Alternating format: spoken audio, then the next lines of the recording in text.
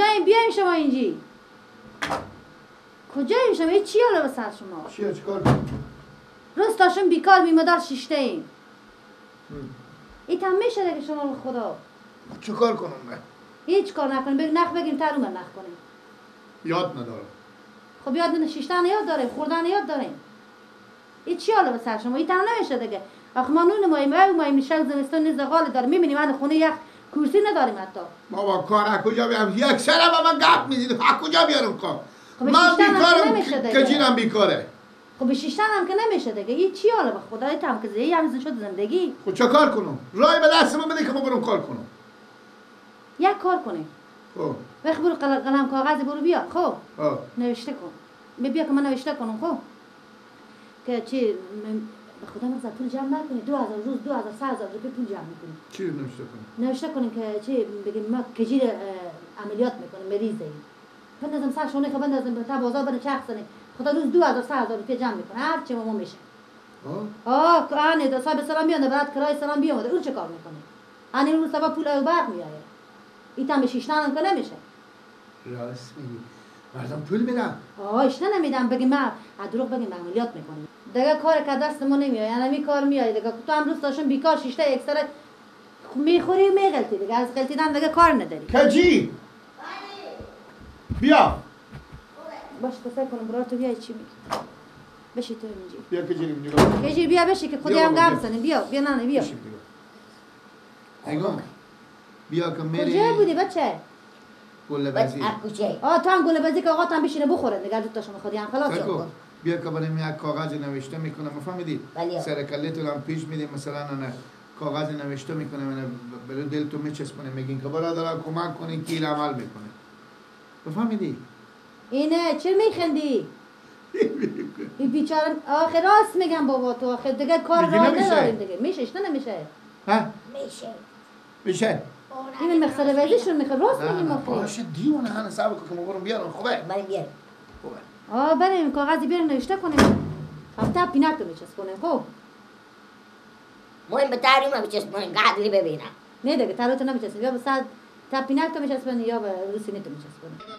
کمک بکنیم برادر خیلی خیرات که بابا آمدیم برادر این بچه را عمل میکنید برادران این بچه را عمل میکنید کمک بدین گناه داریم ما کاغذ میتو به دست خوب بگیر خوبه که معلوم شه برادر یک کمک بدیم برادر یک کمک بکنیم این بچه را عمل میکنیم ما مریض داریم برادر یک خنکنده ایم یک کمک بدیم برادر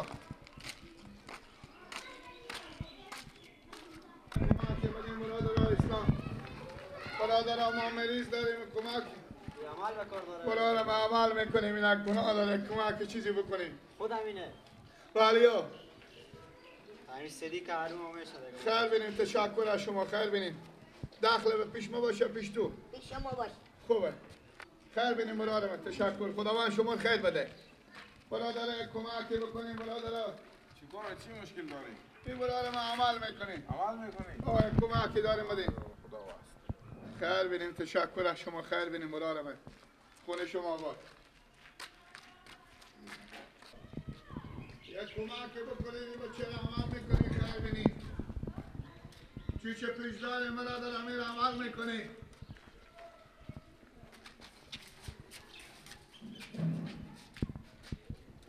برادر کمک کنه نرم شدی همین تو کاغذ بگیر مسلمان ها خیلی هم بفهمیدی؟ کمک کنم با کمک میکنم ما مجھے پول نداری کمکی بکنیم این عمل نداری؟ برادر کمک کنیم ما گناه داریم کاش که میداشتیم خیلی بینیم برو اک پینجه سدی پنج سدی همو در خوبستو میری؟ نه برو ما گناه داریم ما برادر کمک کنیم برادر کمک کنیم گناه داریم ما برادر کاغذ حل گرفته که من نمیبینم عدل گرفت چوب که نکشتا ناتوان برادر کمک کنه تلفاق عمل میکنه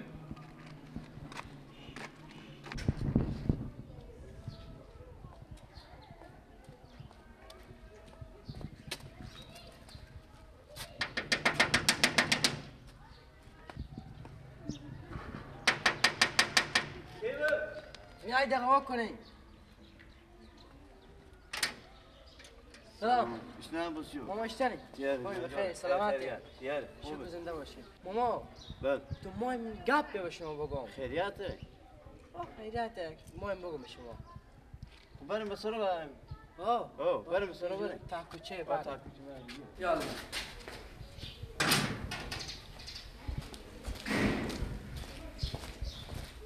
خب الان چی گپ بده ماما یک گپ به شما میگم دیگم نشین بفهمیدین خب چی گپ خیریت باشه خوبه خیریته ما امی تو تمام جاده بیدم میرفتم سراخ خوب انمی گیلک خالی همی کجی خوب کجی به سر شونی خو کرده بود همی تو برو دل یک کاغذکی بود من هیچ نگفتم خور قایم کردم دیدم که گیلک خور قایم کردم و کاغذم بو خوندم به نوشته بود کمک کنیم ای بچه مایم عمل کنیم آخی کجی که از ما تیارتر مایم کجا از این عمل کنیم چه کار شده اید که شما این گدایی میکنین خیرات جمع میکنن من خبر ندارم یک حادثه خبر نداره آگانیو این کار خوبه یعنی هم بچه از ما تیارتر یعنی راست میگه میگه بشوده ماما اگه ما راست نگو چرا از اونجا بیام درس راش با شما بگم یعنی دنبال نمی کاره اگه مریض بیدو دختر من زنگ میزد کو اونی بریم از مادر ما بپرسیم اگه ما دروغ پیدا دوست اگه ما بریم پرسانه بکنم